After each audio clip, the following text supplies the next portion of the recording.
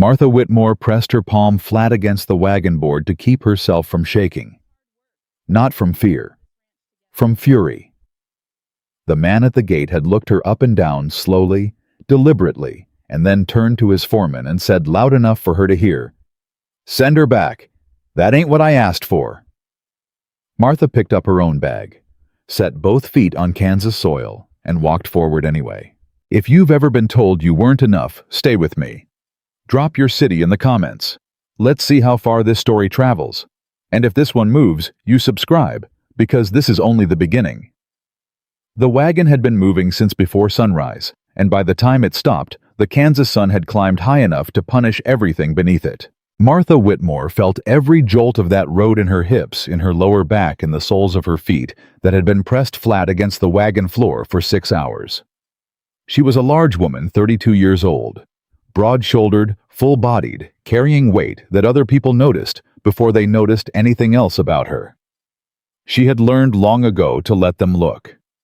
She had learned that the looking only mattered if she let it change where she put her feet next. She put them on Kansas soil. The ranch spread out before her wide, sun-scorched breathing dust. A split-rail fence ran the length of the property. A weathered barn stood to the left, its boards the color of old bone. Sheep dotted the far field like gray stones someone had scattered and forgotten. The main house sat at the end of a rutted dirt path, 2 stories wood-framed with a covered porch that had seen better years. A rusted iron pump stood near the front gate. It was not a prosperous place. Martha understood that immediately, not from anything she'd been told, but from the way the place held itself. The way a property carried debt was the same way a man carried grief. You could see it in the posture. She picked up her traveling bag from the wagon bed. The driver, an older man named Cresswell, who had not spoken more than 11 words, the entire journey, handed down her trunk without comment and clicked his horse forward before she'd even turned around. And that was when she heard the voice. "She ain't what I expected." The words came from the gate. Flat, matter of fact. The kind of thing a man says when he's talking to someone beside him, but doesn't particularly care who else hears. Martha turned. 2 men stood at the fence. One was a ranch hand, young, lean, with a hat pushed back on his head. The other was taller, broader through the chest. Dark hair shot through with gray at the temples. His jaw was set like he'd made a decision and was waiting for someone to argue with it. His eyes moved over her once, not cruelly, but completely. The way a man looks at livestock he's considering purchasing and has already begun to doubt. This was Rhett Callahan. She had read his letter 4 times on the journey west. Seeking a capable woman. Ranch work. Cooking. Household management. Must not be afraid of hard weather or hard work. A widow's position available to the right woman. The letter had been short. No warmth in it. No promises. But it had been honest, which was more than she could say for several of the other letters she'd received after placing her advertisement. "Mr. Callahan," she said. Her voice came out even. She had practiced even. "I'm Martha Whitmore." He didn't move forward to take her trunk. He didn't tip his hat. "You didn't mention your—" He stopped. Started again. The advertisement said experienced. I am experienced. With sheep. With land. With livestock accounts. With everything that keeps a working ranch from becoming a silent one. She held his gaze. The sheep I can learn. The numbers I already know. His jaw tightened. He looked at his ranch hand. The ranch hand looked at his boots. "Come inside," Rhett said finally. Not warmly, but he said it. The kitchen was the first place Martha understood anything real about Callahan Ranch. Not from what was in it. From what wasn't. No herbs hanging to dry. No preserves on the lower shelves. The wood box beside the stove was less than half full. A single pot sat on the iron surface, the remnant of something boiled and eaten without particular care. There was bread on the table, 2 days old by the look of it. A tin of lard. Salt. Not much else. A child sat at the table. She was small for 7, or perhaps just made herself smaller than she was. Dark hair in 2 loose braids. Eyes that were too still for a child's eyes, the kind of stillness that comes not from calm, but from long habit of watching and saying nothing. She was watching Martha now with that same careful, measuring silence. "This is Lily," Rhett said from behind Martha. Martha set her bag on the floor near the door. She looked at the little girl directly and said, "Hello, Lily. My name is Martha. I'm going to be staying here for a while." Lily said nothing. But she didn't look away either, and Martha, who had been looked through by half the county she'd grown up in, recognized the difference between a child who was afraid and a child who was deciding. This one was deciding. "I'll show you your room," Rhett said. The room was small. A bed, a window, a washstand. Clean enough. Martha set her trunk at the foot of the bed and looked out the window at the sheep field. She counted 37 animals in the near pasture. Their wool was longer than it should be at this point in the summer. The shearing had come late, or not at all in some cases. She filed that away. She filed everything away. Supper that first evening was a study in the architecture of silence. Martha had found flour, dried beans, salt pork, and an onion that was still mostly good. She made cornbread and a pot of beans that had actual flavor in them, which apparently was different from what the household was accustomed to. Because when Rhett sat down and tasted it, something shifted behind his eyes. He didn't compliment it. But he ate 2 portions, and so did Lily, and that told Martha everything she needed to know about the state of the kitchen before she arrived. "You cooked on a ranch before?" Rhett asked. His voice across the table was rough from underuse, like a gate that needed oil. "I managed my father's farm for 9 years, Martha said. "After my mother passed, we ran cattle and some hogs. I kept the accounts." "Your father's farm?" "Yes." "What happened to it?" She looked at him steadily. "He remarried. His new wife had opinions about where I fit in the arrangement." She picked up her spoon. "So I found a new arrangement." Rhett was quiet for a moment. Then, "You answered a lot of letters." "Several." "Why mine?" Martha considered the question. It was the most direct thing he'd said to her since her arrival. "Because you didn't make any promises," she said. "Every other letter made promises. Yours just stated facts." He looked at her for a long moment. Then he went back to his beans. Lily had been watching this exchange from beneath her lashes. She ate her cornbread in careful, deliberate bites like she was making it last. Like she'd learned to make things last. "Do you like sheep?"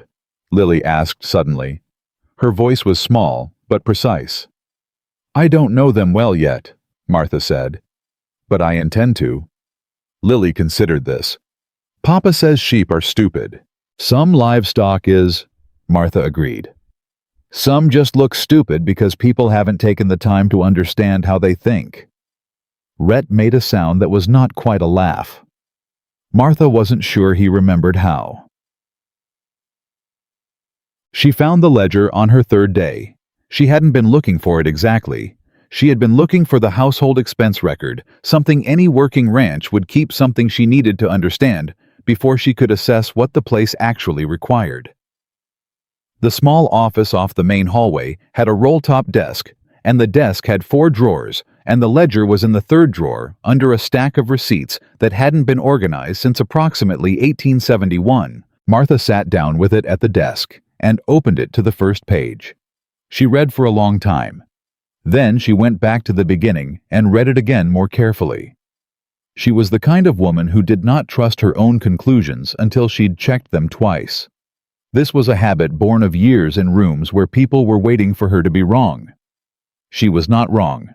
The ranch's wool had been sold to the same buyer, a merchant named Emmett Straw, operating out of the county seat for the past 7 years. Every year, the recorded sale price was between 12 and 14 cents per pound. Martha knew wool prices. She had known them since she was 16 years old and helping her father negotiate contracts. The fair market price for quality merino fleece in this region of Kansas in any of those 7 years ranged from 21 to 23 cents per pound. She sat with that for a moment.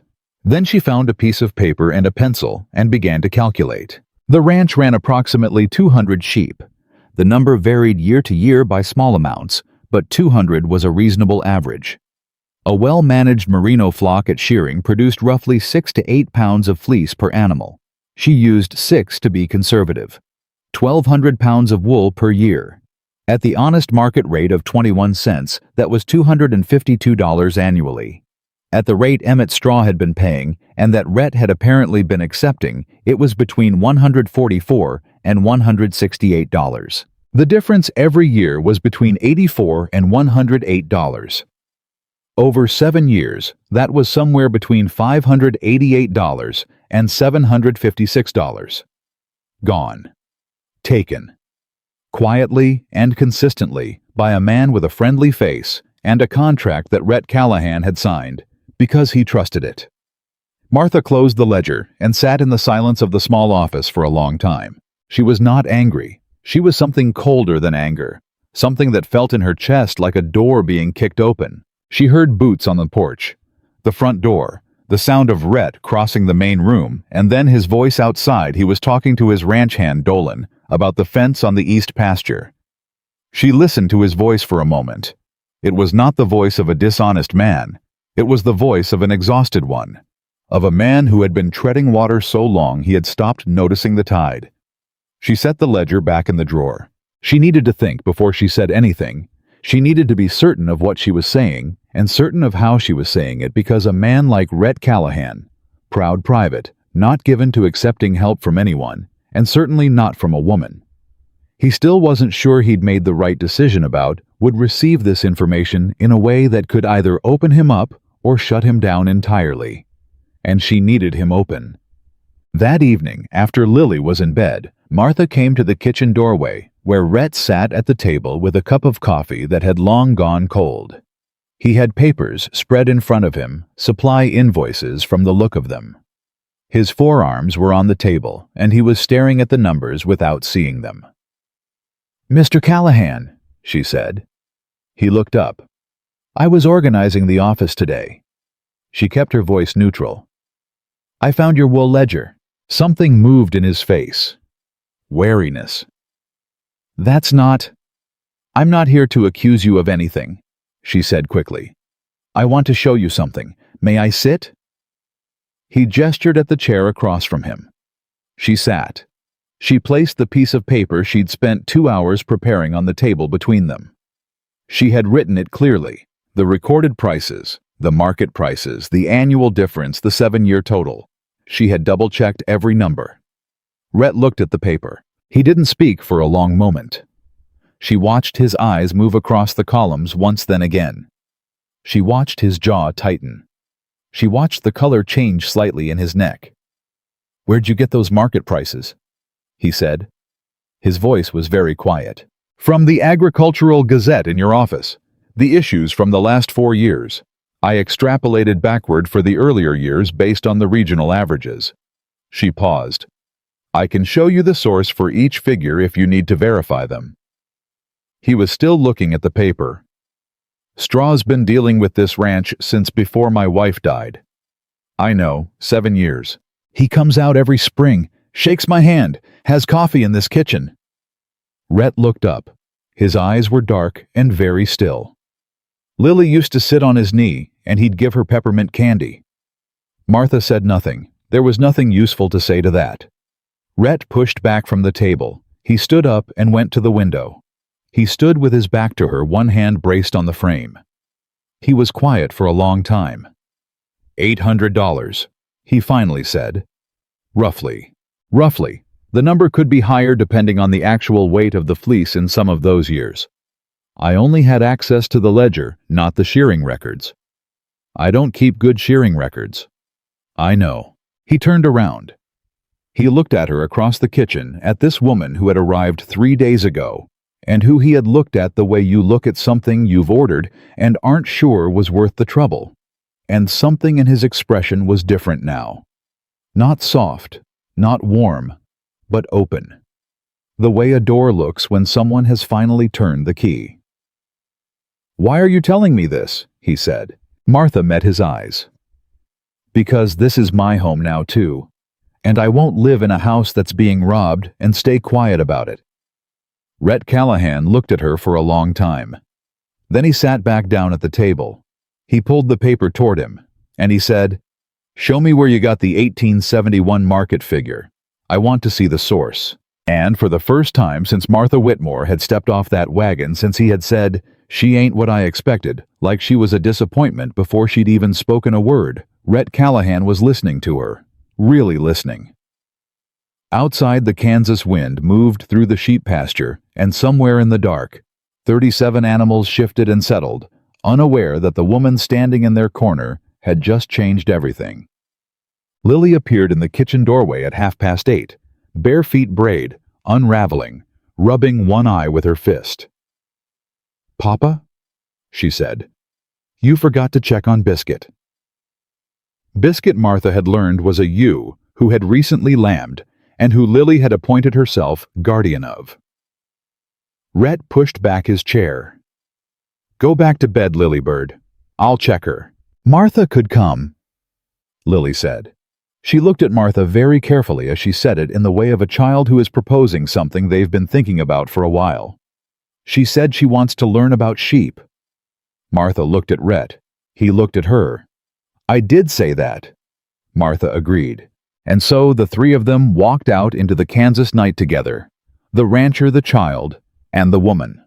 Nobody had expected to check on a ewe and her lamb in the warm dark of a barn that smelled of hay and lantern oil and the particular animal quiet of animals that trust where they are. Lily took Martha's hand without asking permission.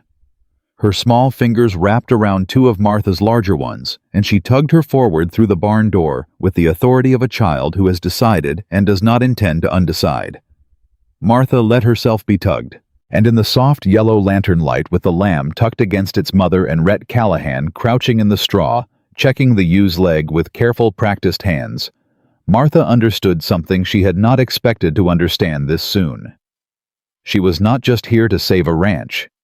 She was here because something in this broken, dust-covered, underpaid, quietly desperate place had recognized something in her. And she was beginning to recognize it back. The morning after Martha showed Rhett those numbers, everything on Callahan Ranch moved differently. Not faster, not louder, but with a current running underneath it, the kind of current that moves through a house when something true has finally been said out loud and can't be unsaid. Rhett was already at the barn before first light. Martha heard him leave, heard the particular weight of his boots on the porch steps, the way a heavy man moves when he's carrying something heavier than himself. She lay in her narrow bed for a few minutes after staring at the ceiling, listening to the sheep shift in the far pasture, listening to the silence of a house that was still deciding what it was going to be. Then she got up. She had cornbread going and coffee on before Lily appeared in the kitchen doorway, still in her nightgown hair, a dark tangle from sleep.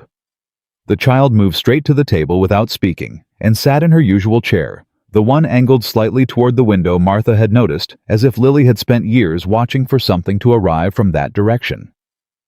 "Did Papa sleep?" Lily asked. Martha glanced at her. "I don't know, sweetheart. I imagine he slept some. When he doesn't sleep, he gets a line here." Lily pressed two fingers between her own eyebrows. "A deep one. Deeper than the regular one." "He had a lot to think about last night." Lily was quiet for a moment. She pulled at a loose thread on the hem of her nightgown.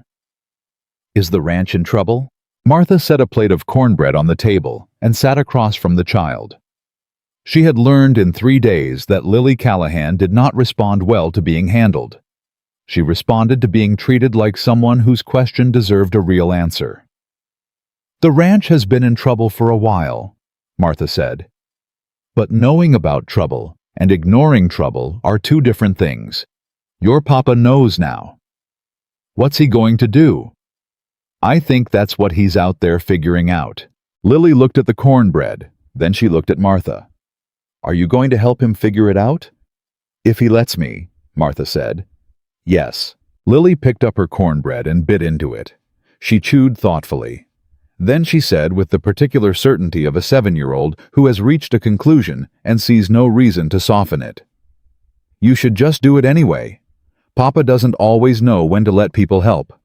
Mama used to say he'd rather carry a fence post on his back than ask someone to hold the other end. Martha looked at this child, this small, serious, too old child, and felt something shift in her chest that she hadn't expected to feel quite yet.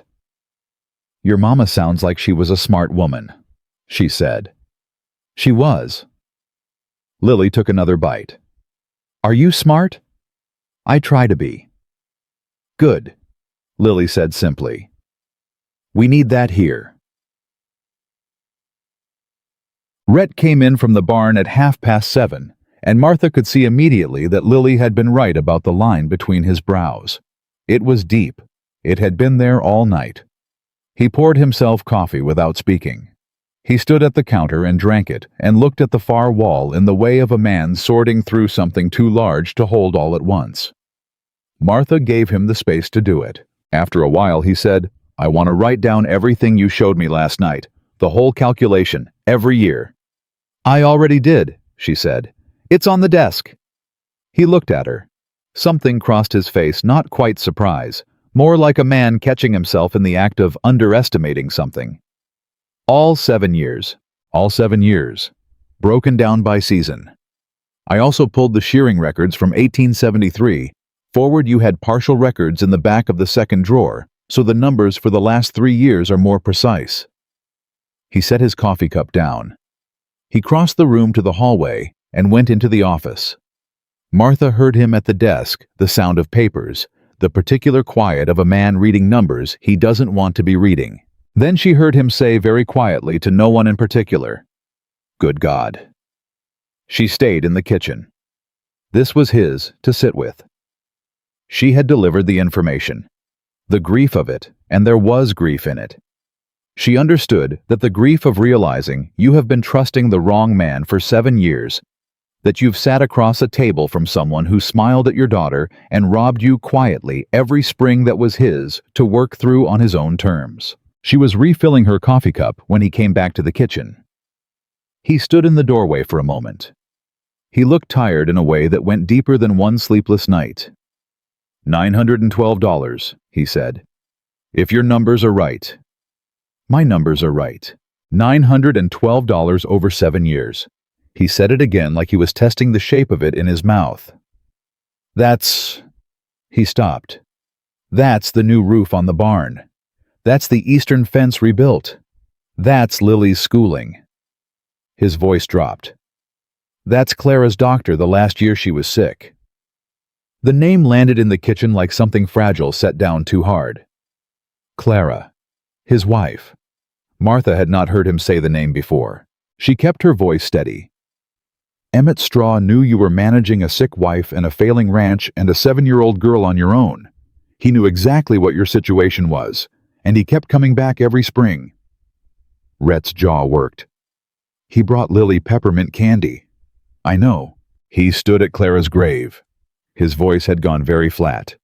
"He stood right there and told me he was sorry for my loss and that he'd take care of the wool contract like he always had, and I—" He stopped, pressed the back of his hand against his mouth for a moment. "I thanked him." Martha said nothing. There was nothing that needed to be said to that. She just let it stand in the room. After a long moment, Rhett pulled out the chair at the kitchen table and sat down hard, like his legs had made the decision before he did. He put both forearms on the table and stared at the grain of the wood. "Straw comes in the spring," he said. "That's 6 months from now. A lot can change in 6 months." He looked up at her. "What are you thinking?" Martha sat down across from him. She had been thinking about this since 3 o'clock in the morning. "I'm thinking you need documentation first. Everything I calculated written out formally. Witness signed if possible. Then I'm thinking you need to contact other wool buyers. There are at least 3 operating in the eastern part of the county, and there's a farmers' cooperative being established in Ellsworth that I read about in the Gazette. You reach out to them before straw arrives in the spring. You get competing offers on paper." Rhett was listening. He was watching her face with those dark, tired eyes and actually listening. "When straw shows up," she continued, "you don't ambush him. You don't accuse him outright, not at first. You let him make his offer. You let him write his number down. And then, you put the competing offers on the table beside it. You let him see what he's been underpaying you by. And then, she paused. Then you let him explain himself. And if he can't, then you have a decision to make about whether you want to continue doing business with a man who has been stealing from you for 7 years. Rhett was quiet for a long moment. And if he gets angry, Straw has friends in this county. He's got relationships with the grain merchants, the bank. Martha met his eyes. So do you. You just haven't used them. She let that sit for a moment. Every rancher in this valley is selling their wool through Straw or someone like him. If his prices are fraudulent with you, they're likely fraudulent with your neighbors too. You bring that information to the right people. Rhett, you are not fighting him alone. It was the first time she had used his given name. She hadn't planned it. It came out of the shape of the sentence, out of the directness of the moment, and it sat between them for a beat. He didn't correct her. He looked down at the table again. Then slowly he nodded. Once. Like a man making a decision that he's already made but needed one more moment to be sure of. All right, he said. We do it your way. The weeks that followed had a different rhythm than anything Martha had expected. She had anticipated resistance. She had come to Callahan Ranch prepared for it, prepared for the particular friction of a proud private man who had been managing on his own for too long and would not easily relinquish the sense that he was managing fine. She had braced for sideways comments, for her suggestions to be redirected or quietly ignored, for the slow erosion that happened when a competent woman was tolerated rather than heard. What she had not prepared for was Dolan. Wade Dolan was 24 years old and had been working Callahan Ranch for 3 years. He was a capable hand. Rhett trusted him, and Martha could see why, because the young man worked without complaint and could fix most things with wire ingenuity and a kind of practical stubbornness that kept the operation running on days when everything was tired. But Dolan had opinions about Martha. Quiet opinions carefully kept to the edges of rooms, but present. She felt them. It came to a head on the 9th day. Martha was in the sheep pen. She had been spending an hour each morning there, learning the animals, learning the particular way healthy sheep moved, versus the way a sick one listed slightly to one side, learning which ones were aggressive at the feed trough and which ones hung back. Dolan came into the pen to move 2 ewes to the east pasture, and when he found Martha there with the gate latch in her hand, he stopped. I got it, he said. Short. Final. I know you do, Martha said pleasantly. I'm learning the latch mechanism. It sticks on the left side. You pull it up first, then out. I noticed. Thank you. He moved past her to the ewes. He worked efficiently, said nothing, but as he was leading the animals through, he said not quite to her, not quite to himself. Ranch work ain't bookkeeping. Martha watched the ewes go through the gate. She kept her voice even. No, it isn't. Bookkeeping is what I was doing at 3 in the morning to figure out how much money this ranch has been losing for 7 years. Ranch work is what I'm learning at 7 in the morning so I can understand what that money represents. She paused. I reckon they both matter. Dolan turned and looked at her properly for the first time. He was young enough that he hadn't yet developed the ability to hide what he was thinking from his face. What was on it now was surprise, and under the surprise something that might, given enough time and evidence, become respect. He didn't say anything. He latched the gate and walked off. But the next morning, when Martha was in the pen again, he showed her without being asked how to read the ear notches that marked the older ewes from the younger ones. He explained it quickly, efficiently, the way he might explain it to a hand he'd decided was worth the trouble. Martha listened. She asked one question. He answered it. And that was that. Rhett noticed. Martha was becoming aware more and more as the days collected into weeks that Rhett Callahan noticed a great deal more than he said. He was not a demonstrative man. He did not offer praise. He did not, as far as she could tell, offer much of anything unprompted. But he watched. He filed things away. And occasionally in the evenings, he would reference something Martha had done hours earlier, with the quiet attentiveness of someone who had been paying more attention than they let on. Dolan showed you the ear notches today? he said one evening over supper. It was not a question. Martha glanced up from her plate. He did. He doesn't show people things he doesn't think will remember them. She understood what he meant. I'll remember them. I know, Rhett said, and went back to his supper. Lily across the table looked between the two of them with those careful, serious eyes and said nothing at all. But Martha caught the small private thing that moved across the child's face, not quite a smile. Something older than a smile. Something that looked like relief. The first real test came on a Thursday afternoon when a rancher named Hatch Burley rode up the drive. Burley was a big man, red-faced broad, with the easy confidence of someone who had always occupied more space in a room than other people, and found this natural. He ran 300 sheep on the property adjacent to Callahan's east fence, and had been as far as Martha could understand the closest thing Rhett had to a neighbor in any social sense. He came to the porch and called out for Rhett, and when Rhett came out, Burley dismounted and clapped him on the shoulder and said something that made Rhett's expression close up like a shutter. Martha was on the porch with a basket of mending. She wasn't trying to listen, but the porch wasn't large. "Heard you brought on a housekeeper," Burley said, glancing at Martha, with the specific incuriosity of a man who has already categorized someone and sees no need to revise. "Good. Place has needed a woman's hand." "Martha's not," Rhett started. "Emmett says you're likely looking at a smaller contract this spring, says the wool quality's been coming down." Burley said it casually, like he was relaying information about the weather. "I figured I'd mention it. He said the same about Creighton's flock over on the South Range." Martha set down her mending. She did it quietly, carefully. She folded the work in her lap and she set it in the basket, and she looked at Hatch Burley without expression. Rhett had gone very still. "Emmett said that," Rhett said. "2 weeks ago at the feed store." Burley shrugged. "I ain't saying I agree with him, just passing it along. Figured you'd want to know what he's telling people." "What he's telling people?" Martha heard that and turned it over in her mind like a stone in her palm. Straw was already laying the groundwork. Already planting the story, the wool quality was declining. The price drop was inevitable. These things happen before he'd even arrived to deliver the reduced offer.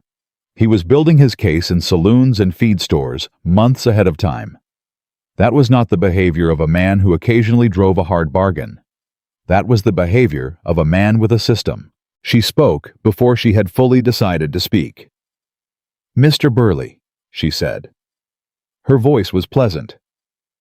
"Do you know what the fair market price for merino fleece was this past season?" Burley turned to look at her properly for the first time.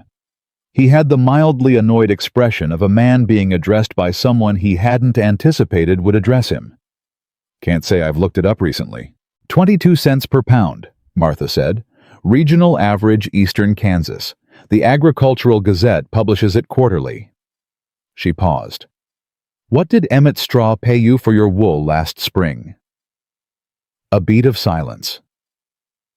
Burley's expression shifted. Not to offense, not yet, but to the particular blankness of someone who has just registered that the conversation has changed beneath their feet.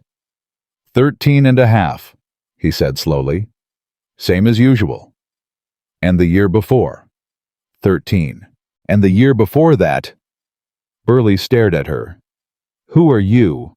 "Martha Whitmore," she said. "I manage the accounts for this ranch." She held his gaze steadily. "I would be very interested to know how long Emmett Straw has been telling ranchers in this county that their wool quality is declining." Rhett was looking at her. Not with surprise, she had stopped surprising him, she thought somewhere around day 5, but with something that was becoming harder to name. Something that sat between appreciation and the particular emotion a man feels when he realizes he has been standing next to a resource he didn't know he had. Burley looked at Rhett. "Your housekeeper's got a lot of questions." "She does," Rhett said. His voice was very calm.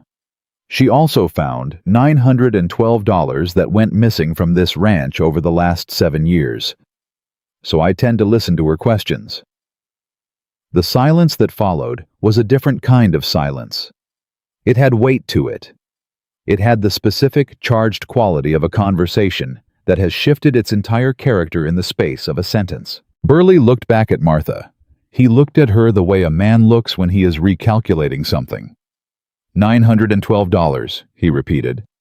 That's one ranch, Martha said. Over 7 years, at a conservative estimate. Burley sat down on the porch step without being invited. He took his hat off and turned it in his hands. He was quiet for a long time. Creighton, he finally said, has been selling through straw for 9 years. Yes, said Martha. I know. Burley stayed for 2 hours. He left with a copy of Martha's calculations. She had made 3 copies, anticipating this kind of moment, and a look on his face that Martha recognized. It was the look of a man who had just understood that a problem he'd thought was his own private trouble was in fact shared trouble. And shared trouble in a community of ranchers who depended on each other through drought and cattle sickness and bad winters was a fundamentally different problem than a private one. After his horse disappeared down the drive, Rhett stood on the porch and looked at the road for a long moment. You made 3 copies, he said. I thought we might need them. He looked at her, in the afternoon light with his hat pushed back and the tiredness on his face and something new moving underneath it. Something that wasn't tiredness, that was almost the opposite of tiredness. He looked more like himself than he had since she'd arrived. She couldn't have explained how she knew that. She just did. Straw's already working against us, he said. He's been working against you for 7 years, Martha said. The difference is that now we know it. Rhett exhaled, long and slow. Burley will talk. That's what I'm counting on. He looked at her sharply. Then something crossed his face, a reluctant, surprised, almost against his will acknowledgement. You planned that. I prepared for it, Martha said. There's a difference. He was quiet for a moment. Then very quietly, not a laugh, but the closest thing to one she'd heard from him, he said, I reckon there is. Behind them, the screen door pushed open, and Lily appeared, sock-footed, holding a piece of cornbread she'd apparently been eating since supper and had not finished. Did Mr. Burley stay for supper? She asked. No, Rhett said. Good, said Lily. He talks too loud. And Rhett Callahan, standing on the porch of his failing ranch in the last light of a Kansas afternoon, with $912 stolen in his ledger, and a neighbor riding away with proof of it, and a woman beside him who had come prepared for a fight he hadn't even known he was losing. Rhett. Callahan laughed. It was a short sound, rough, like something that had been shut in a room for too long. But it was real. Martha looked out at the drive and let herself breathe. The ranch had a long road ahead of it. Straw would come in the spring. There would be confrontation documentation, the grinding, careful work of building a case strong enough that a well-connected county merchant could not simply smile his way through it. There would be days when it felt impossible. There would be moments when Rhett's old instinct to manage alone, to carry without asking, would push back against everything she was trying to build with him. But tonight, there had been a laugh. And in a house that had been silent for too long, that was not nothing. That was in fact everything. Burley talked. Martha had counted on it, and he did not disappoint her. Within 4 days of that porch conversation, she knew it because the evidence came back to her in small, telling ways. A ranch hand from the Creighton property appeared at the Callahan gate on a Wednesday morning, asking to speak with the woman who does the accounts. And Rhett, who had been mending a section of fence nearby, called out without looking up, "She's in the office," with a naturalness that surprised them both. The Creighton hand's name was Ferris. He was older than Dolan Weathered and careful with his words, and he sat across from Martha in the small office with his hat in his hands and asked her point by point to walk him through the calculation she'd done for Callahan Ranch. She did. She showed him the methodology. She showed him the Gazette source. She showed him how to apply the same framework to any ranch's records if you had access to the shearing weights and the sale receipts. Ferris listened without interrupting. When she finished, he sat quietly for a moment, turning his hat slowly in his hands. Then he said, "Old man Creighton can't read. Never learned. He's trusted Straw to write the receipts himself. Martha kept her expression steady. Does Mr. Creighton have anyone who can review those receipts with him? He's got a son, 18. Just came back from his uncle's place in Missouri. That son might want to sit down with those receipts and a copy of the Agricultural Gazette, Martha said. And he might want to do it before spring. Ferris nodded slowly. He stood, put his hat back on, and at the door he paused and said without turning around, My boss is going to want to know who to thank for this. Tell him to thank himself, Martha said. He kept the records. I just read them. The man left. Martha sat alone in the office for a moment and looked at the wall and thought about Emmett Straw standing in the feed store 2 weeks ago, casually planting the story that the wool quality was declining, building his cover months in advance. She thought about how long he had been doing that. How many conversations in how many stores and saloons and church fellowship halls. How many hands he had shaken while his other hand was taking money that didn't belong to him. She felt something cold and precise move through her. Not anger. She had moved past anger several days ago. This was something more useful. This was clarity. She pulled a fresh sheet of paper from the desk drawer and began writing a letter to the Farmers Cooperative in Ellsworth. Rhett found her still writing at 9:30 that evening. He had come in from a long day of fence work. The eastern boundary had needed serious attention, and Dolan had spent the better part of the day with him at it. He was tired in the specific physical way of a man who has used his body hard, and he poured water into the wash basin and cleaned his hands and face with the focused efficiency of someone too exhausted for anything extra. Then he looked at the lamp burning in the office and changed direction. He stood in the doorway. Martha kept writing. Ferris from Creighton's came this morning, she said without looking up. Dolan mentioned it. He leaned against the doorframe. What did he want? The same thing Burley wanted, to understand the numbers. She finished the sentence she was on, set the pen down, and looked up. I'm writing to the cooperative in Ellsworth. They have a purchasing agent who buys direct from ranchers. No middleman. Rhett crossed his arms. I've heard of them, never dealt with them. Neither have most ranchers around here. Straw has spent a great deal of energy making sure of that. She turned the letter so Rhett could see it from the doorway.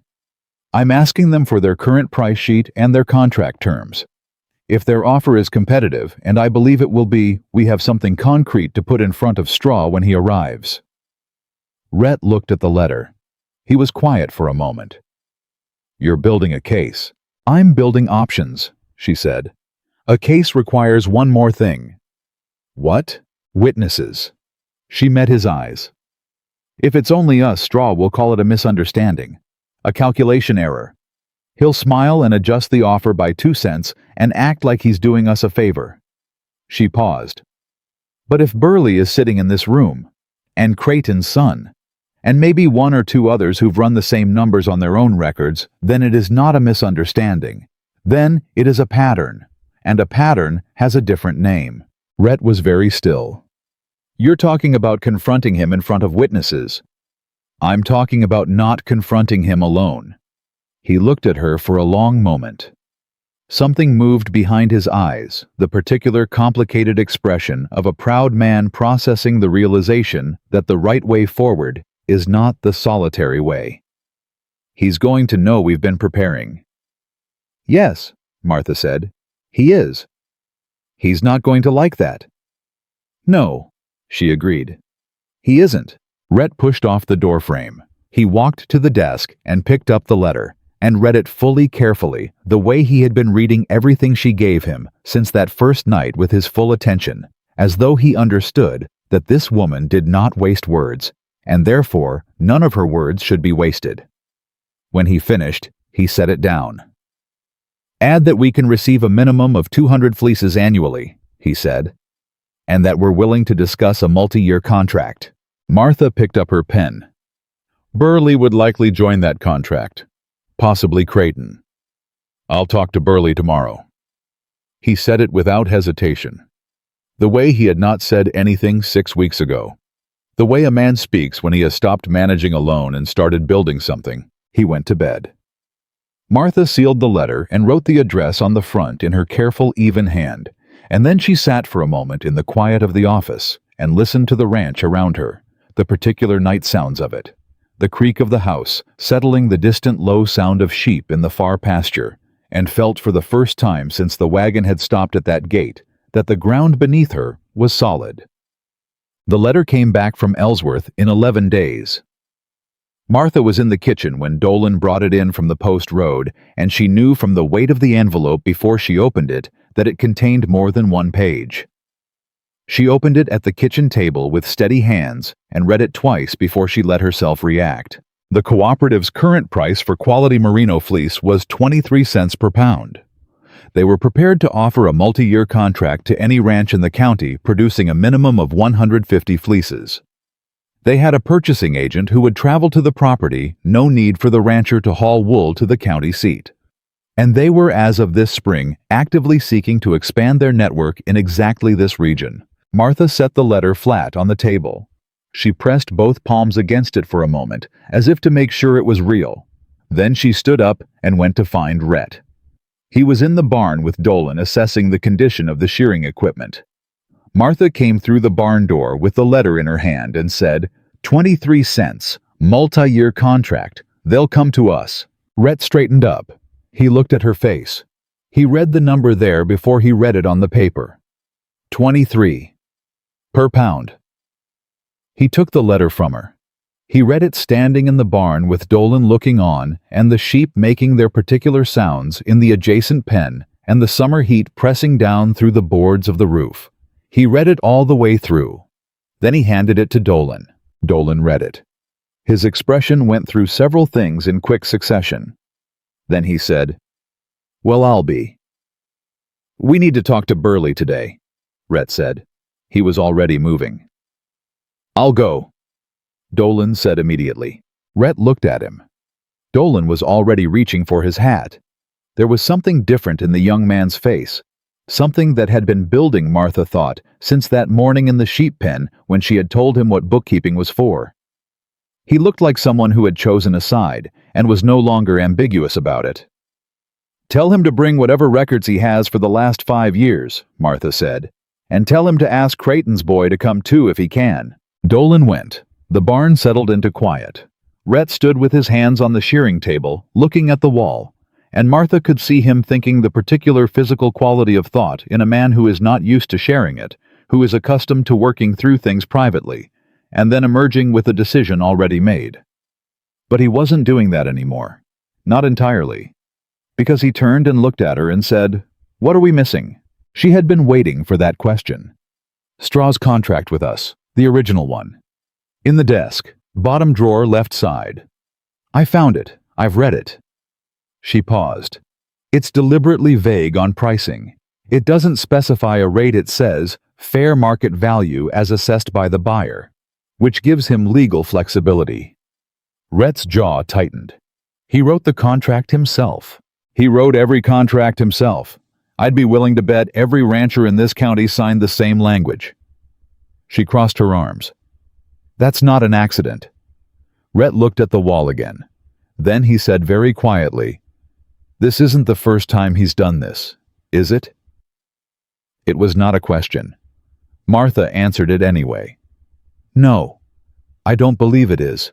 The weight of that sat in the barn between them, the particular heavy realization that the man who had shaken their hands and drunk their coffee and given their daughter peppermint candy had not simply taken advantage of opportunity. He had built the opportunity, deliberately, carefully, over years. "We're going to need someone who knows the law," Rhett said. "There's an attorney in the county seat, a man named Aldridge. I've been looking into him." She kept her voice even. "He has a reputation for not being in Straw's pocket, which in this county apparently narrows the field considerably." Rhett looked at her sharply. "You've been looking into Aldridge?" "Since the second week." He stared at her. "Martha, I didn't know if we'd need him," she said. "I wanted to know if he was trustworthy before we did." Something passed through Rhett's expression that she couldn't fully read too many things at once. He pressed one hand flat on the shearing table and looked at it for a moment. Then he looked up.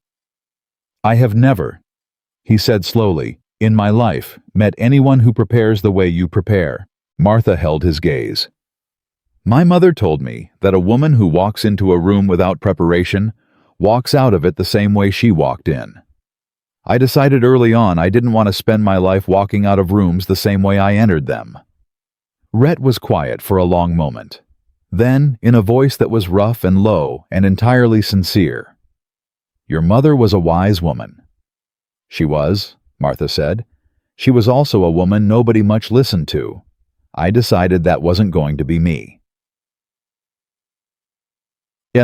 Burley came that afternoon with his records in a canvas satchel and an expression on his face like a man who has been robbed and has only recently figured it out and is still working out where to put the feeling. Creighton's son, a lean, quiet young man named Thomas, who had his father's careful eyes and his mother's stubbornness, apparently arrived an hour after that.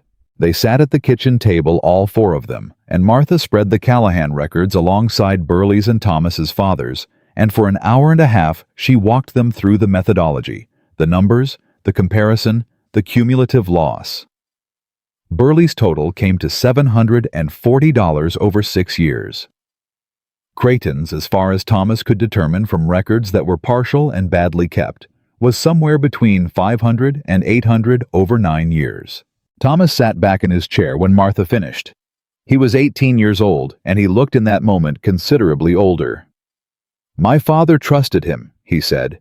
"I know," Martha said. "So did everyone here." "My father can't read." Straw knew that. "Yes," Martha said. "He did." The table was quiet. Burley turned his hat in his hands, the same gesture he'd made on the porch 2 weeks ago, like a man looking for something to do with the feeling. Rhett sat at the head of the table and said nothing, but he was watching Thomas Creighton with something in his face that was recognizable to Martha by now. It was the look he got when he was deciding. "I'll go to Aldridge," Rhett said. Everyone looked at him. "Tomorrow morning. I'll go to the county seat, and I'll sit down with Aldridge, and I'll put everything on his desk, and I'll ask him what the law says about a man who writes fair market value as assessed by the buyer into a contract when he has no intention of paying fair market value." He looked around the table. "But I'm not going alone." He looked at Burley. Burley gave one nod, slow and certain. He looked at Thomas. Thomas was barely 18 and had come back from Missouri to help his father, and had found, instead of a manageable situation, a 9-year fraud. He straightened in his chair and said, "I'll be there." Rhett looked last at Martha. He didn't ask. He just looked. "I'll have everything organized by morning," she said. What happened in Aldridge's office the following morning was not what any of them had expected. They had expected a cautious man. They had expected the careful hedging language of a lawyer who understood that Emmett Straw had relationships in this county that were wider and deeper than any individual rancher's complaint. They had expected to be told that the contract language was problematic, that proving intent would be difficult, that they should document further and perhaps revisit in the spring. They were not told any of that. Aldridge was a thin man in his 60s with sharp gray eyes and the particular manner of someone who has watched injustice operate in his county for long enough that he has stopped being surprised by its specific shapes and started being surprised only by its audacity. He read Martha's documentation in full. He read it without speaking. When he finished, he placed it flat on his desk and looked at it for a moment. Then he looked up and said, "I have been waiting for someone to walk through that door with exactly this for 4 years." Rhett said, "What do you mean?" "I mean that Emmett Straw is not the only man involved in this arrangement." Aldridge's voice was very quiet and very deliberate. "The contract language you've described, fair market value as assessed by the buyer, is not language a merchant writes. It's language an attorney writes. And I have been trying to identify which attorney drafted these contracts since I received a complaint from a widow in the South County in 1872 who could not get Straw to honor the price he had verbally agreed to." The room went very still. Martha felt it, the particular stillness of a situation that has just revealed itself to be larger than it appeared from the outside. The fraud was not a merchant's opportunism. The fraud had legal architecture. Someone had built it. Someone who understood contract law had deliberately constructed the language that made it defensible. "Who?" Rhett said. His voice had dropped. "I have a strong suspicion," Aldridge said carefully. "But suspicion is not evidence. What you have brought me today." He placed one hand on the documentation is the beginning of evidence. The pattern across multiple ranches, the consistent methodology, the deviation from published market rates, the contract language that appears identical across multiple properties. He looked at Martha directly. "How many ranches have you run these numbers for?" "3," Martha said. "But based on what I know of Straw's operation, I believe he holds similar contracts with at least 7 others in this county." "8," Aldridge said. "I know of 8. Burley made a sound low in his throat. Thomas Creighton looked at his hands. Rhett looked at Martha. Just for a moment, just a brief exchange across Aldridge's desk, but it carried everything in it. The weight of what this was becoming. The understanding that they had not walked into a lawyer's office to resolve a local dispute. They had walked into something that had been waiting built and patient for exactly the kind of documentation that Martha Whitmore had spent the past 6 weeks quietly, methodically, stubbornly assembling. "What do we do?" Rhett asked Aldridge. "We build the case properly," Aldridge said. "We gather as many ranch records as we can access. We identify every contract that carries this language. We establish the cumulative loss across all affected properties. And when Straw arrives in the spring..." He paused. He looked at all of them. "We make sure he walks into a room that is very well prepared for him." Martha felt the words land. She felt them settle somewhere in her chest, with the particular satisfaction of a thing recognized. A room that is very well prepared. She had been preparing rooms her whole life.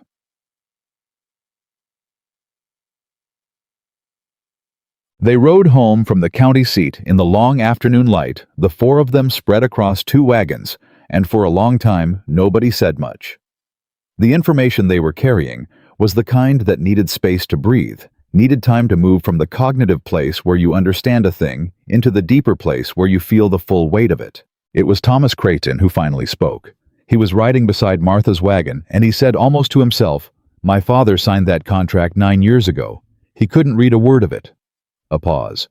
"He trusted Straw because Straw was friendly, and because my father didn't know what else to do." "Most people trust what they know," Martha said. "Straw made himself someone they knew." Thomas looked at her. "How did you know to look?" Martha considered the question. "I looked because it's what I do. I've always looked.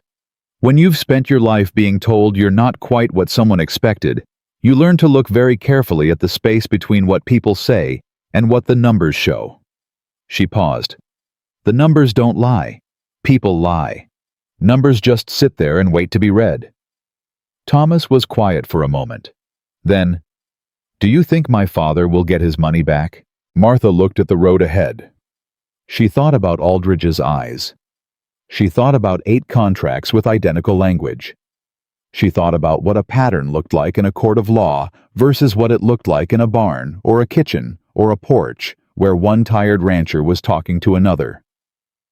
"I think," she said carefully, "that your father will get a great deal more than he expects." She heard Rhett on the wagon ahead exhale, long and slow. The way a man exhales when something he has been carrying for a long time is beginning to shift its weight. And behind them, both the Kansas road rolled on straight and long, and leading for the first time in years, somewhere other than deeper into the same exhausted silence. The spring would come. Straw would come with it, smiling, expecting what he had always found, a collection of tired, isolated ranchers who trusted him because they had no other option and no one to tell them differently. What he would find instead was a room. A very well-prepared room. And in the center of it, a woman who had spent 32 years learning that the space between what people expected and what she was capable of was exactly wide enough to change everything. Winter came to Callahan Ranch the way hard truths come slowly at first, then all at once. The first frost hit in early November, and with it came a particular kind of quiet that settled over the property like a held breath. The sheep moved closer together in the far pasture. Dolan banked the barn walls with extra hay. Lily started wearing her coat to breakfast, which she had resisted doing for the entirety of October on the grounds that it made her arms feel trapped. But underneath the stillness of the season, the ranch was the busiest it had been in years. Martha had the kitchen table covered with documents. Most evenings' records from 6 of the 8 ranches Aldridge had identified, all of them now collected, copied, and cross-referenced against the published market rates she had been pulling from 3 years of agricultural gazettes. Aldridge had sent a courier twice with additional information. The pattern was not just consistent, it was meticulous. The same contract language, the same pricing methodology, the same seasonal timing. Straw arrived in spring after the shearing, when ranchers were tired and focused on the next season's preparation, and least inclined to scrutinize a receipt. He had understood the rhythms of the people he was stealing from, and had built his system around those rhythms, with a patience that Martha found in its way almost impressive. Almost. Rhett had stopped going to bed before Martha some weeks ago. He sat at the table with her most evenings reading through whichever documents she handed him, asking questions that had gotten sharper and more precise as the weeks accumulated. He had developed. She noticed the particular habit of working ranchers who have found a new problem to solve, the focused, slightly obsessive attention of a man who has redirected the energy he used to spend on worry into something more productive. "The Hendricks Ranch," he said one evening, pushing a ledger page toward her. "Their shearing weights are recorded in Straw's hand, not Hendricks's." Martha looked. He was right. She had noticed the handwriting inconsistency 3 days ago, but hadn't mentioned it yet because she wanted to see how long it took him to find it himself. Not from any calculated reason. Simply because she had learned that Rhett absorbed information differently when he arrived at it on his own terms. "I noticed that too," she said. He looked at her. "When?" 3 days ago." He was quiet for a moment. "You didn't say anything." "I was waiting to see if you'd find it." He held her gaze for a moment, with an expression she had come to recognize, the particular complicated look of a man who is not quite sure whether to be impressed or annoyed, and is landing every time on impressed. "It means Straw was recording the weights himself," he said. "Not just setting the price, recording the weights." "Which means the foundation of the pricing may be fraudulent at both ends," Martha said. "Understated weights, understated price. A rancher who can't verify either number has no way to know what he actually produced or what it was actually worth." Rhett sat back. He looked at the ceiling for a moment. "Aldridge needs to see this. I wrote to him this morning." Rhett looked at her. Then he said very quietly, "Martha." She waited. "How much do you sleep?"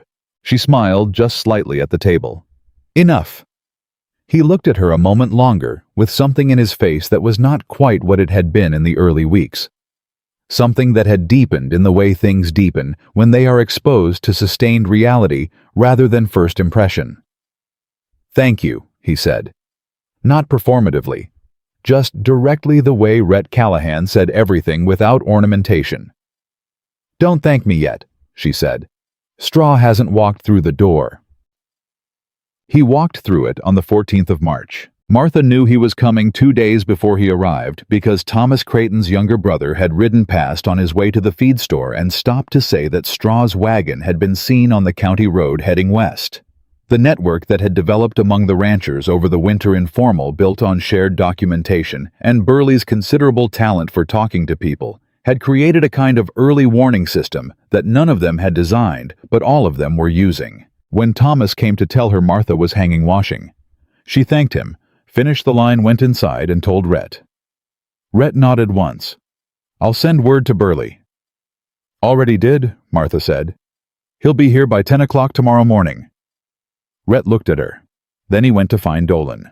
That evening, Martha organized everything one final time. She did it methodically in the order she intended to present it. The Callahan records first, then the comparative market data, then the cross-referenced records from the other ranches, then the contract language analysis she had written with Aldridge's guidance, And finally, on top of everything, the letter from the Ellsworth Cooperative with their price sheet attached. 23 cents per pound. Multi-year contract. Agent comes to you. She stacked it all and tied it with a length of cord and set it on the corner of the desk where she could put her hand on it without looking. Then she went to check on Lily, who was supposed to be asleep. Lily was not asleep. She was sitting up in bed with a piece of paper on her knee, drawing something with a stub of pencil. She looked up when Martha appeared in the doorway with the lamp. "You should be sleeping," Martha said. "I know," Lily said. "Is tomorrow the day Mr. Straw comes?" Martha came into the room and sat on the edge of the bed. "Probably." Lily looked at her drawing. It was a sheep, a reasonably accurate sheep considering. "Papa doesn't like him anymore," she said. "No. Papa didn't used to not like him. He used to let him sit in Mama's chair." Lily's pencil moved over the paper. "Papa doesn't let anyone sit in Mama's chair." Martha kept her voice gentle. "I know. He let you," Lily said. She said it without accusation, just as a fact she had been carrying and had decided apparently that tonight was the night to set down. "The second week you were here. You sat in it at supper and he didn't say anything," Martha remembered. She had not known it was Clara's chair. She had chosen it because it was the one with the best angle to see both the doorway and the window, which was a habit left over from years of sitting in rooms where she had learned to always know who was coming and what was outside. By the time she understood the significance of the chair, she had been sitting in it for 2 weeks, and Rhett had never said a word. "Your papa is a good man," Martha said. "I know." Lily set the pencil down and looked at her drawing. "Are you going to stay?" The question sat in the lamplight between them. Simple, direct. 7 years old, and incapable of the kind of hedging that adults use to protect themselves from honest answers. Martha looked at this child, this small, serious, too perceptive child, who had lost her mother and learned to watch doorways, and had been waiting in her quiet and precise way for something to arrive that felt like it intended to remain. "That's my plan," Martha said. Lily considered this for a moment. Then she held out the drawing. "You can have it. It's Biscuit. I made her eyes nice." Martha took the drawing. Biscuit's eyes were indeed very thoughtfully rendered. "Thank you, Lily." "You're welcome." Lily lay down and pulled the quilt up. "Will you check the latch on my window? Dolan didn't fix it right, and it rattles." Martha checked the latch. It rattled. She adjusted it twice until it held. Lily's eyes were already closed by the time she got it right, and Martha stood for a moment in the quiet of the child's room, holding a drawing of a sheep and feeling something in her chest that she did not quite have a word for yet. She went back to the office. She sat at the desk. She put her hand on the stack of documents just for a moment and felt their solidity beneath her palm. Tomorrow. Tugg. Emmett Straw arrived at 11 in the morning. He was exactly as Martha had constructed him from evidence. A large man, well dressed for the county, with the practiced warmth of someone who had learned long ago that a smile opened doors that other things couldn't. He drove his own wagon, a good one, better than most ranchers in the county could afford. He called out Rhett's name from the drive with the easy familiarity of a man who has never been made to feel unwelcome. Rhett came out of his barn. Martha stayed on the porch. She had the stack of documents in her hands. Straw climbed down from the wagon. He smiled at Rhett and put his hand out, and Rhett shook it, because Rhett was not a man who telegraphed. And Martha had specifically asked him not to telegraph anything, not yet, because the moment Straw understood the shape of what was waiting for him, he would shift into a different register entirely, and she needed him in the familiar one just a little longer. "Good winter?" Straw asked. "Productive," Rhett said. Straw looked at the property. His eyes moved across it with the appraising automatic quality of a man who has assessed this land many times and stores those assessments the way a merchant stores inventory data. His gaze reached the porch. It reached Martha. He looked at her the way people had been looking at her whole life. The initial survey, the categorization, the filing away. But there was something underneath it, something calculated, because Emmett Straw had not built a 7-year fraud operation by being careless about what he filed away. "I don't believe we've met," he said. His voice was pleasant. "Martha Whitmore," she said. "I manage the accounts for this ranch." Something moved in his expression, just briefly. A minute recalibration. "Is that right?" Not a question, a holding action. "Come inside," Rhett said. "We've got coffee." Che. They sat at the kitchen table, Rhett at the head, Martha to his right, Straw across from her. Straw accepted the coffee and set his own papers on the table, the familiar contract forms he brought every spring, and he began the familiar preliminary conversation about the season, the weather, the wool market generally. He was good at it. Martha gave him that. He had the gift of making the ordinary feel comfortable, and she watched him use it deliberately. Watched him extend the ordinary as long as he could, because he was reading the room, and something in the room was not what he was accustomed to. He could feel it. She could see that he could feel it. And that was when she heard boots on the porch. Burley came through the door first. Then Thomas Creighton. Then 2 other ranchers. Hendricks, a quiet man with a gray beard, and a woman named Ruth Sable, who ran her late husband's sheep operation on the North Range, and who had, when Martha had ridden out to explain the situation to her 3 weeks ago, listened in complete silence, and then said, "Tell me what you need from me." Behind Ruth came Aldridge, who had driven out from the county seat that morning, and who carried a leather case that he set on the counter without comment. Straw had gone very still. It happened over the course of about 8 seconds, the time it took for 5 people and 1 attorney to fill the Callahan kitchen, and Martha watched the recalibration happen in real time. Watched the smile thin. Watched the eyes move fast and precise, taking inventory of the room, identifying Aldridge by the leather case and the careful way he stood, and knowing immediately what that meant. "Rhett," Straw said. His voice had not changed. That impressed her somewhat. "Quite a gathering." "We've had a productive winter," Rhett said. "Martha, go ahead." And Martha set the stack of documents on the table. She did not raise her voice. She did not perform. She did not do any of the things a person does when they want to demonstrate power, because she had never needed to demonstrate it. She simply opened the first page and began. "Mr. Straw, over the past 4 months, I have reviewed the wool sale records for 6 ranches in this county, including this one.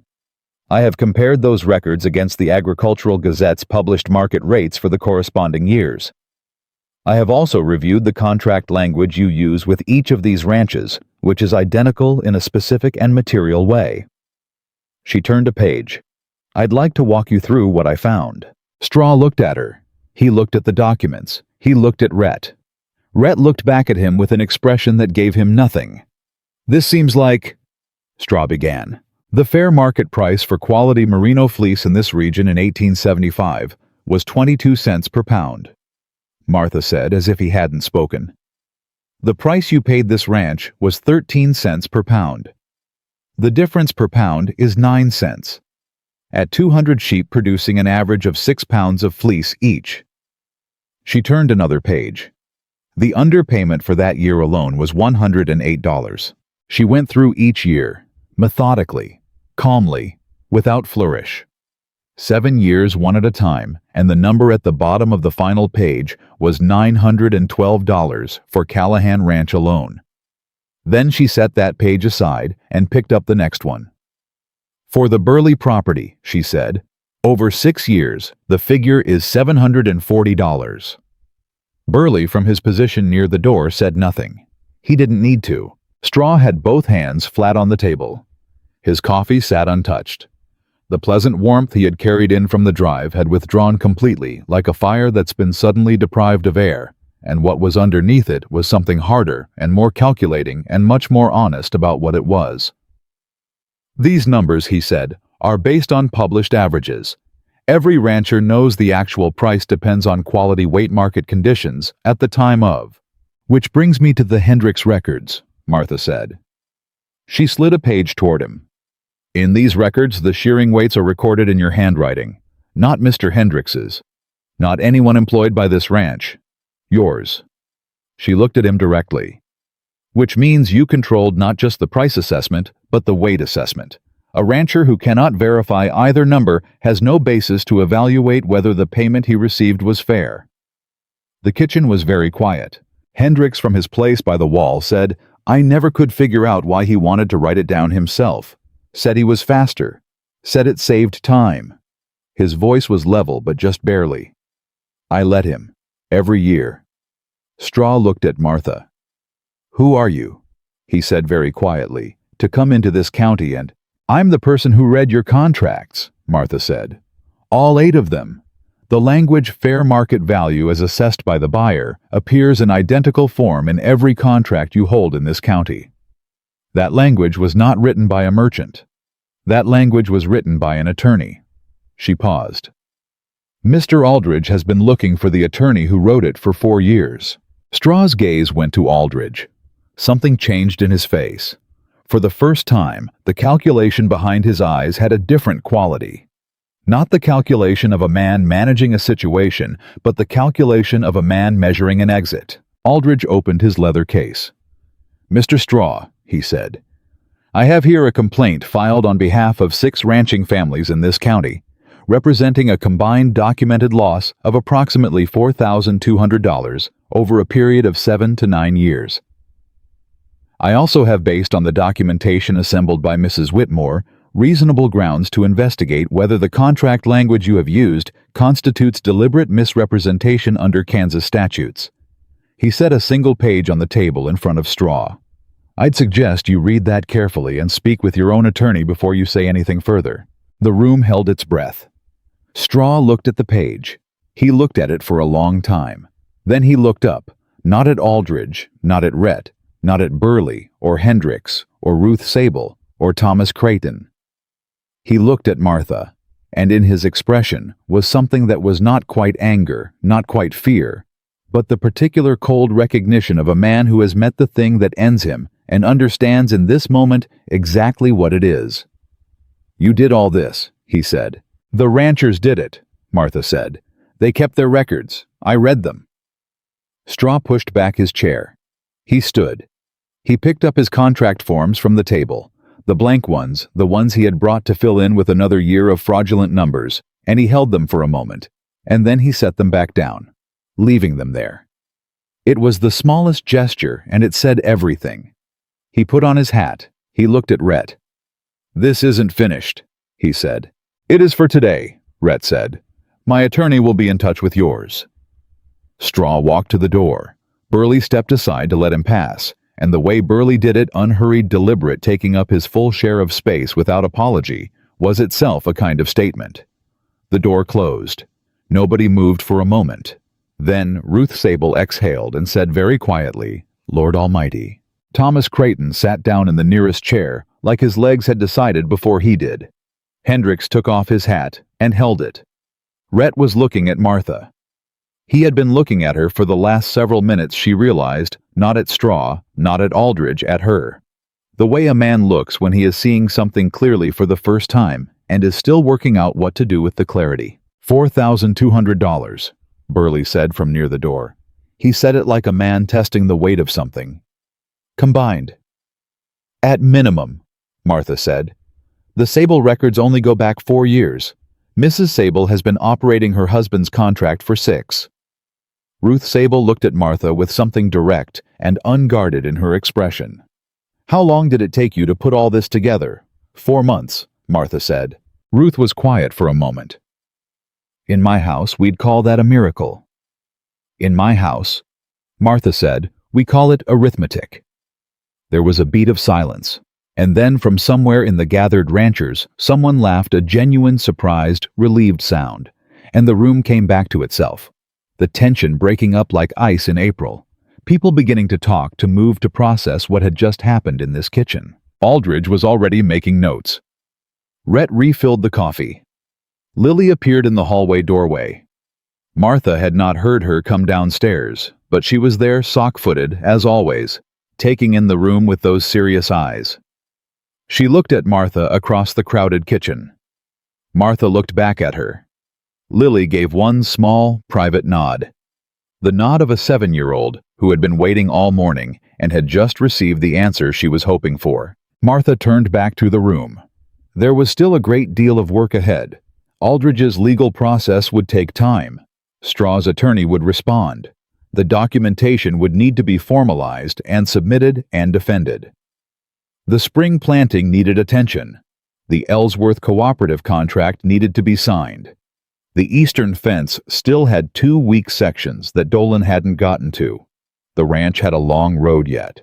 But Emmett Straw had walked out of this kitchen without his contract forms. And that was the thing that Martha Whitmore held on to quietly and completely as the room moved and talked and breathed around her. He had left them behind. Straw's attorney responded in 8 days. The letter arrived on a Thursday addressed to Aldridge, and Aldridge sent a copy to Callahan Ranch by courier the same afternoon, with a note in his precise spare handwriting that said only, "As expected. Do not be alarmed. Reply forthcoming." Rhett read the attorney's letter at the kitchen table that evening. Then he handed it to Martha without speaking. She read it. It was exactly what she had anticipated: structured denial, technical language, and assertion that the contract terms were standard practice in the region, and that any pricing discrepancy reflected legitimate market assessment rather than fraudulent intent. There was a paragraph questioning the methodology of Martha's calculations. There was a sentence near the end that described her as a recently arrived party with no established standing in this county and no verified expertise in regional commodity markets. Martha set the letter on the table. She looked at it for a moment. "He's attacking your credibility," Rhett said. His voice was flat. "Yes. Can he do that legally?" "He can try." She folded her hands on the table. "It's the logical move. They can't dispute the numbers directly. The Gazette prices are public record, so they dispute the person who ran the numbers." Rhett's jaw was tight. "What do we do?" Martha had been thinking about this since she read the second paragraph. "We give them nothing to dispute. Everything I calculated gets reviewed by an independent party, someone with unimpeachable standing in this county. Someone Straw's attorney cannot credibly attack." She paused. "Does Aldridge know anyone at the Kansas Agricultural College?" Rhett stared at her. "The Agricultural College. They have economists, people who publish on regional commodity markets, people whose professional credibility Straw's attorney would have a very difficult time dismissing in front of a judge." She kept her voice even. "One letter of verification from the right person transforms my arithmetic from a newcomer's claim into expert corroborated evidence." Rhett was quiet for a long moment. He looked at her with the expression she had come to know well, the one that arrived every time she produced something he hadn't thought of and that he was still, even now, slightly surprised to feel. "I'll write to Aldridge tonight," he said. "I already did," Martha said. "This afternoon, when the courier came." He looked at her. Then he almost smiled. Just almost. "Of course you did." The response from the Kansas Agricultural College took 3 weeks, and when it came, it arrived not as a letter, but as a person. His name was Professor Elias Crane, and he was 50-something and slightly rumpled, and had the particular focused energy of a man who is professionally occupied with questions that most people consider too boring to be important, and who has long since stopped apologizing for finding them fascinating. He arrived on a Tuesday with a bag full of his own reference materials and spent 4 hours at the desk in the ranch office reviewing Martha's documentation with the meticulous attention of someone who is looking for errors and is becoming page by page unable to find them. Martha sat across from him for the first 2 hours. She answered his questions directly and completely. She showed him her sources. She walked him through the methodology without defensiveness because she had no need to be defensive about work she had done correctly. At the end of the second hour, Crane set down the last page and looked at her over his reading spectacles and said, "Where did you study?" "I didn't," Martha said. "I ran my father's farm accounts from the age of 16. He looked at her for a moment. Then he looked at the documentation. Then he looked back at her. "This analysis," he said carefully, "is as rigorous as anything produced in my department." Martha kept her expression neutral. "Will you say that in writing?" "I will say considerably more than that in writing," Crane said. When he left that afternoon, Rhett walked him to his wagon, and Martha stood on the porch, and Lily stood beside her, having appointed herself porch monitor for the duration of the professor's visit.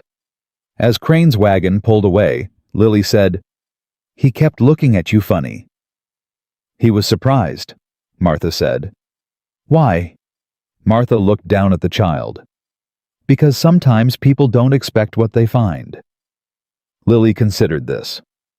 "That's their problem," she said simply, and went back inside. Martha stood on the porch a moment longer. In 3 weeks, Crane's letter would reach Aldridge. Aldridge would attach it to the formal complaint.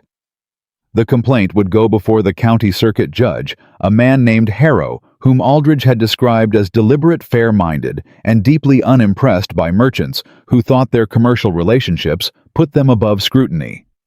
The process would take time. These things always took time. But the architecture of the case was solid now, more solid than anything Straw's attorney could credibly dismantle. She had known this morning that they would win. She was only now letting herself feel it. The legal process moved through April and into May, with the grinding methodical pace of institutional machinery, and life on Callahan Ranch moved alongside it with its own rhythms that had nothing to do with attorneys and everything to do with sheep. The Ellsworth cooperative contract was signed in April. Callahan, Burley Creighton, and Ruth Sable collectively representing over 700 fleeces annually, enough to make the cooperative's purchasing agent drive out personally and shake everyone's hand with the particular enthusiasm of a man who has just secured something he'd been working toward for 2 years. The price was 23 cents per pound. The contract ran 3 years with an option to renew. Dolan handled the first cooperative shearing with a competence that made Martha quietly proud, not because she had taught him anything about shearing, she had not, but because he had, over the course of the winter, transformed from a young man who resented her presence into a young man who told the Creighton ranch hand that the Callahan operation was running different, now better. Different, the kind of different that lasts. She had overheard this through the open barn door and had said nothing about it to anyone, but she had held it in a private place where she kept the things that mattered. The lambing that spring was the best the ranch had seen in 4 years. Martha did not take credit for this. The animal's health was Rhett's work, and Dolan's work, and the particular stubbornness of well-managed livestock. But she had spent the winter cross-referencing the feed records against the shearing weights, and had identified 2 months in the previous year where the flock had been under-supplemented during a critical period. And she had brought this to Rhett's attention in January, and Rhett had adjusted the feeding program, and the results were standing in the pasture in the form of 31 healthy lambs. Rhett told her about the lambs the morning they confirmed the final count. He came in from the barn and said the number, and Martha looked up from the desk where she was working, and he was looking at her with an expression that was not the complicated layered look she had learned to read over the winter. It was simpler than that. It was the look of a man who is happy and is not yet accustomed to feeling it, and is slightly bewildered by the sensation. 31, she said. Best spring since Clara was alive. He said her name without the careful distance he had used in the early months, just the name part of a sentence belonging to the fabric of the conversation. She'd be glad, Martha said. He looked at her for a moment. Yes, he said. She would. And then, without any additional words, he poured himself coffee and sat down at the table and asked her what was on the desk that morning, and they worked through it together the way they had been doing since November, and the morning went on. The letter from Aldridge came on a Wednesday in late May. Martha was in the yard with Lily, who was conducting what she described as a survey of the property's wildflowers, a project of her own invention that involved a small notebook and a level of scientific seriousness that Martha found both impressive and entirely characteristic. Rhett was with Dolan at the eastern fence, finally addressing the 2 weak sections that had been waiting since autumn. The courier from the county seat arrived, and Martha signed for the envelope and stood in the yard with it, and looked at the wax seal for a moment. Lily watched her from 3 feet away, notebook forgotten. "Is that the important one?" Lily asked. "I think so." "Open it." Martha opened it. The circuit judge had ruled.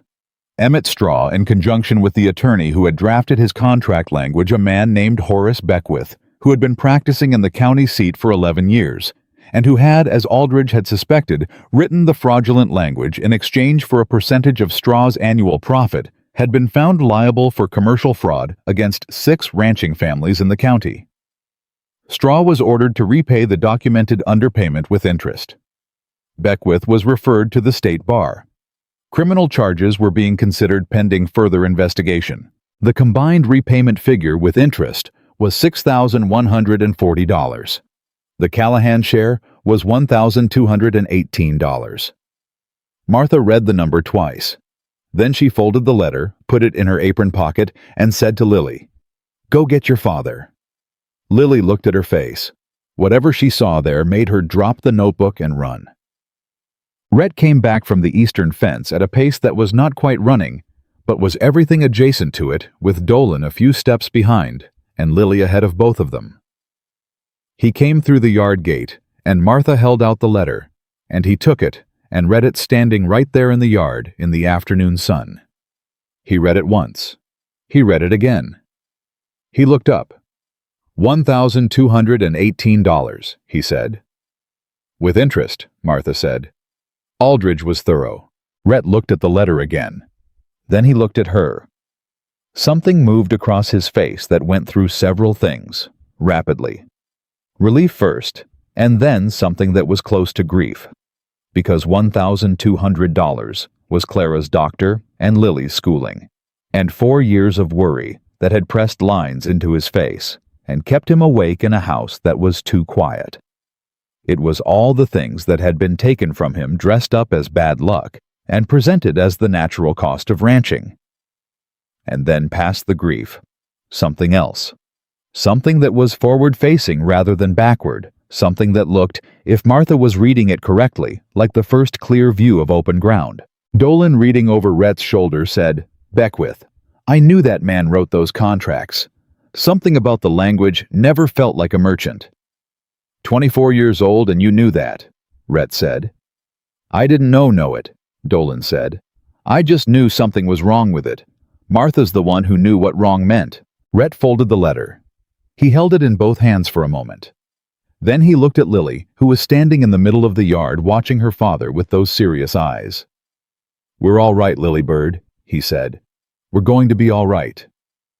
Lily walked forward and put her arms around his waist and pressed her face against his shirt. Rhett put one arm around her and held her. Over her head he looked at Martha. He did not look away.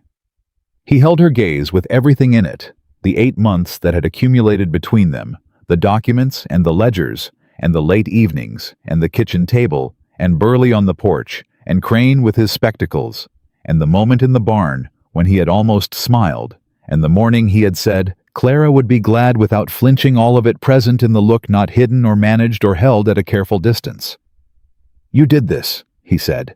"We did this," Martha said. He shook his head. Just once. "You did this. You walked off that wagon and you looked at a dying ranch, and a man who didn't know how to ask for help, and a little girl who had already learned not to expect things, and you didn't leave."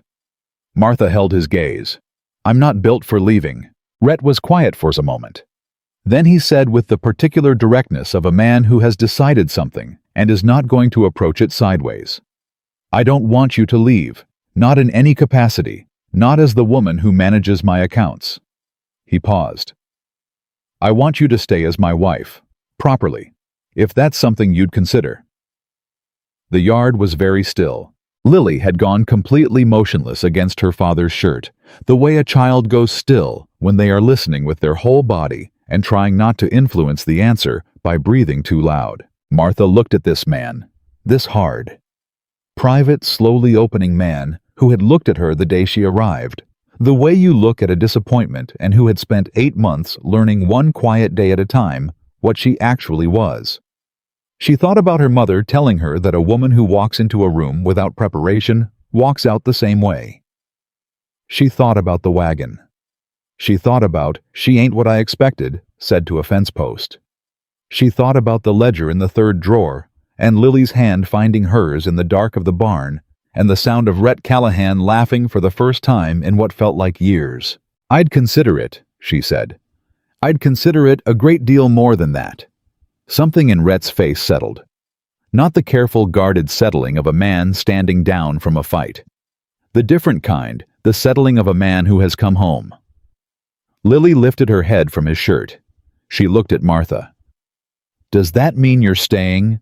"Yes," Martha said. "That's what that means." Lily considered this for approximately 1 second. Then she said with the decisive certainty of a child who has been waiting for a particular answer for 8 months and is deeply satisfied to have finally received it. "Good, because I already told Biscuit you were staying, and I didn't want to have to explain it to her." Dolan made a sound behind them that was definitely a laugh disguised as a cough. Rhett looked at his daughter and then at Martha, and the almost smile broke through completely. A real one, full and unguarded. The kind that changed his face into something she realized she had been waiting to see since the beginning. The summer that followed was the one Martha would measure all subsequent summers against. The roof on the barn was replaced in June, paid for in cash. The cooperative's first payment arrived in July, and Rhett spread the accounting out on the kitchen table and looked at it for a long time, and then put it in the desk drawer in the place where the ledger with Straw's numbers used to live. Ruth Sable rode over in August to say that Aldridge had confirmed the criminal charges against Beckwith would proceed in the autumn term, and that 3 other counties were now investigating merchants who had used his contract language. What Martha had begun with one ranch's records had become something considerably larger than one ranch, and she understood that it would continue to grow in directions she could not predict, and she found that she did not need to predict them. The work she had done was done. It would go where it went. Lily started school in September. There was a schoolhouse 6 miles east that she had been too young for the previous year, and she went on the first day with her hair in careful braids and her notebook under her arm. The same notebook she had used for the wildflower survey, now repurposed for mathematics, and she came home with the expression of a child who has discovered that the world outside contains problems she intends to solve. "The teacher asked me what my father does," Lily reported at supper. "What did you say?" Rhett asked. "I said he runs the best sheep ranch in the county." She looked at Martha. "And I said my mother does the accounts, and that she's very good at it." The words sat in the kitchen quietly. Martha did not make anything of it. She served the potatoes and asked Lily what the teacher's name was, and listened to the answer, and let the word settle where it wanted to settle, which was in the same private place where she kept the things that mattered. After supper, when Lily was in bed and the kitchen was cleaned and the late summer air was moving through the open door, Rhett and Martha sat on the porch the way they had taken to sitting most evenings, not always talking, sometimes just present in the same place in the same quiet, which was its own kind of conversation. Rhett said after a while, "She's been calling you that for 2 weeks, privately. I heard her telling Biscuit." Martha looked at the pasture. "I know. Does it—" He paused. "Is it all right?" Martha thought about her mother. She thought about the wagon and the gate and the look that had assessed her and found her wanting before she'd spoken a word. She thought about 8 months of showing up every single morning to a place that had not chosen her, and choosing it anyway, choosing it with her hands and her mind and her arithmetic and her stubbornness and every quiet, deliberate, unrelenting act of staying. "It's more than all right," she said.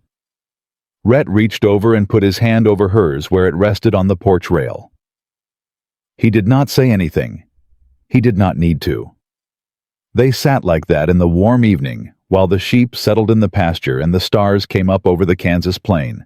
And the ranch, this battered, debt-ridden, swindled, slowly reviving, stubbornly surviving ranch, breathed around them like something that had decided to live. Martha Whitmore had come to Callahan Ranch because she had no other place left to go. She stayed because there was no place on earth she would rather be.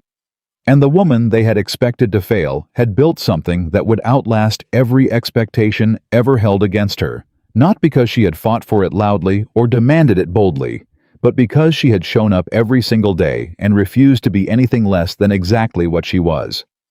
That was enough. That had always been enough.